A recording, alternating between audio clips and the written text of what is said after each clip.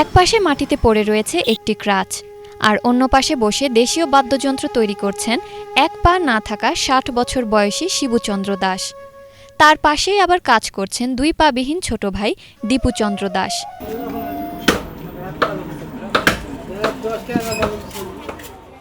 আপন ২ ভাই প্রতিবন্ধকতা জয় করে কঠোর পরিশ্রম দিয়ে তৈরি করছেন দেশীয় বাদ্যযন্ত্র।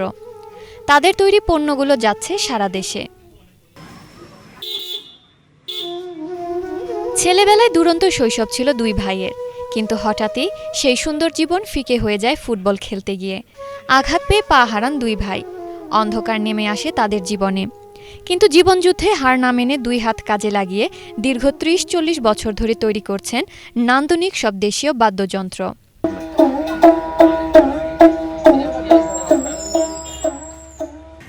স্বাধীনের পর এসে বল খেলবে যায়, পায়ে আঘাত লাগার পরে ওখান থেকে ঘাও সৃষ্টি হয়।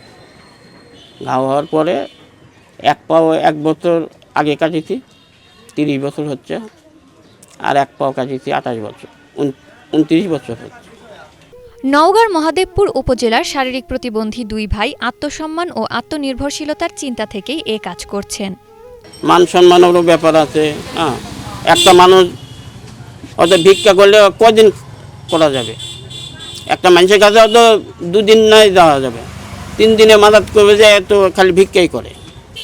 ভিক্ষা করে আর কদিন চলবে?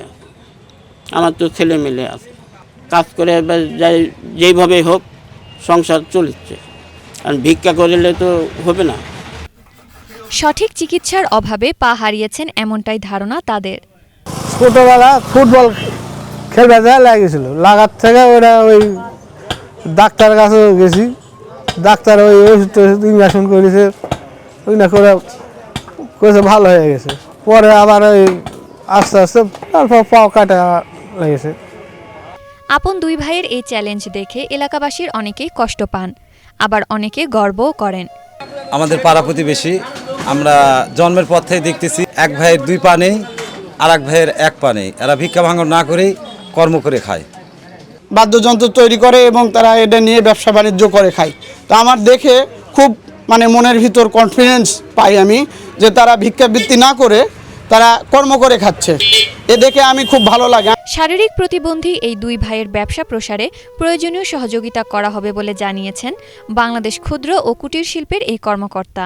সেখানে যে মহাদেবপুরে পাঠাকাটা গ্রামে যে আপনার দেশীয় বাদ্যযন্ত্র নিয়ে কাজ করে ২ ভাই, তারা হচ্ছে শারীরিক প্রতিবন্ধী, একজনের ২টা পা নেই, একজনের একটা পা নেই।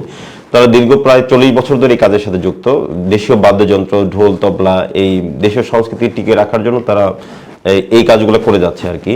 এই শারীরিক প্রতিবন্ধকতাকে জয় করেও কিন্তু নিজেকে স্বাবলম্বী করার জন্য তারা এই দেশীয় বাদ্যযন্ত্রকে নিয়ে কাজ করতেছে। ২ ভাই যদি তারা আর্থিকভাবে কোনো ধরনের সহযোগিতা চায়, বেসিক অবশ্যই তাদের পাশে সবসময় আছে।